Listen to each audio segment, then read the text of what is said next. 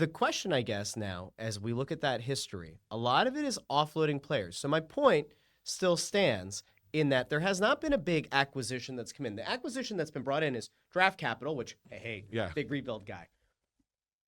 At what point, Bundy, do you think it makes the most sense for this team to actively explore that trade market and make that splash? Do you think that they look at it one more year, they carry the cap flexibility into next year, monitor the market? You never know what player is going to come up. Yeah. Guys come available. Nobody thought Mikko Rantanen was going to be available, right? Do you take that cap space into next season, really target 2026 as the summer that you want to make the free agency splash? Is that what you do, or do you feel like you owe it to the fans to start spending to the cap again, and we're back kind of at square one? That's a good question and a fair question. I'm not really sure, really. I think the way I look at Danny with it, I think he's going to do a little bit of both. I think he's going to have the cap space clearly in the back of his mind to try to bang out the best free agent that he can possibly get in 2026.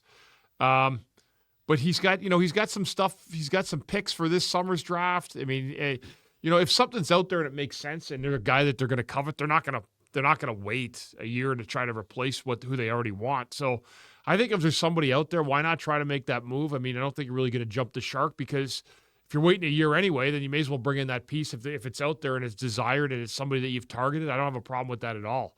I think doing it that way. I think sometimes waiting, you might miss something that's there. I do agree with you. Like, who would have known that Rantanen was there? I mean, and Nakash the other day, I mean, he was really good, right? Like, I mean, that was an unbelievable, really good pickup by Colorado. Like, Colorado, you talk about a winning and a losing trade. Yeah. That'll be one that you'll be looking at for years to see who won that trade. Well, because it's the only way Carolina wins that trade is if they win the Stanley Cup this year. That's correct. Or if they re-sign him and win a cup during that contract, but I don't think they're going to re-sign him. Yeah. Carolina's ownership group is not that kind of ownership group. I think this is he makes the run and then signs somewhere else next year, if you want my honest opinion on that. Does he want to come up 95? Spend some time at Wells Fargo Center? So what I think is important to point out is I think that what you want to do is, look, if you could get a big name free agent this summer who is willing to say, hey, I'm going to make Philadelphia my destination, great. I'm not convinced that you're going to have that guy this summer.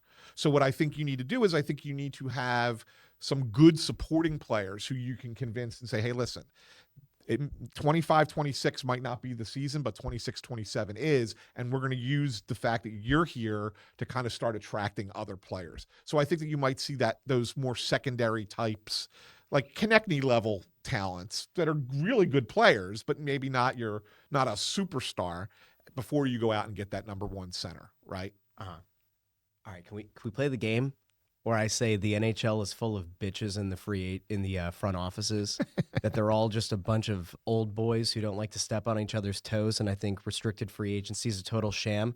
Guess what? With the cap going up, it's going to change. I would love to believe that change. This front office has the cojones to make the move. Yeah. One name that's going around is Wyatt Johnston. Yeah. 22, right-hand shot, could be a 1C of the future. Certainly fits the timeline age-wise with Mishkov. If you're Briere, do you consider offer sheeting this offseason? Or do you worry, like a lot of GMs in this league, for whatever reason seem to, do you worry about stepping on Tootsie Toes and hurting somebody's feelings, or do you just say, I want to win. I want to actually do the best thing for the team? I think that restricted free agency thing is going to change. I think you're going to started to see it last year when what's his name? The two guys from Edmonton got pilfered by restricted free agency. Oh, was it Draisaitl? No.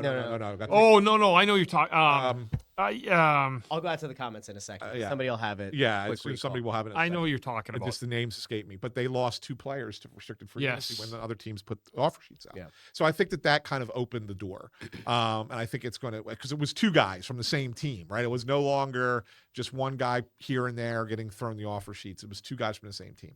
So I think that kind of opened the door, and I think that with the cap going up, you're right, Russ. I think that that's going to be a thing that happens in the future. Could the Flyers dabble in that way? Yeah, I think that they can. I absolutely think that they can. Look, it was Holloway and Broberg. Yeah, that's it. Yep. Broberg was the guy. It was the more important guy. He was the better player. The Blues took both of them. But anyway, So I do think that that's a thing that can happen, whether or not you sit there and go, oh, are they interested in Wyatt Johnson? I have not heard that name. I haven't either. Yeah. Right, but again, it's early. It's February. That's a conversation for May. Right, like we'll start having that conversation in a couple months. But right now, that to me is like that is a fun line of thinking though. If you're a fan, and again, that's why the beauty of, and I get it, you don't think that they got enough for Farabee and Frost, whether it's true or not. That flexibility that they picked up cap-wise allows you to start having these thoughts. And that, to me, when you're kind of worried about potential apathy with the fan base, especially as we expect them to lose considerable number of games here probably down the stretch, the one thing that gives people hope is knowing that there are multiple avenues to try to acquire talent. And it's amazing because my tone about this team a week ago was considerably different from where it is now. And a big part of that is the flexibility that they're going to have going into the offseason. I think I said to you guys a couple weeks ago, it's like the old meme of the little guy with the stick poking something, saying, like, do something. The Flyers did something. And in this case, it appears that it'll work out.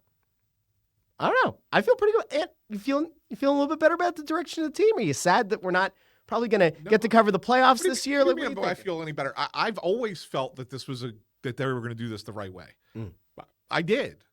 So like, it's not that this doesn't change anything. I just, I don't hate the trade that they made. I just didn't feel like, I felt like they could have probably gotten a little bit more. That's all.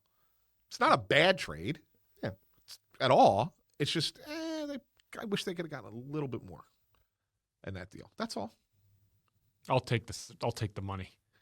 That's a guy. Stick to cap space. Yeah, that's what I will. No, and I know what Anthony's saying, but there's a give and take in it, and I think that ended up being what the give and take was. Yeah.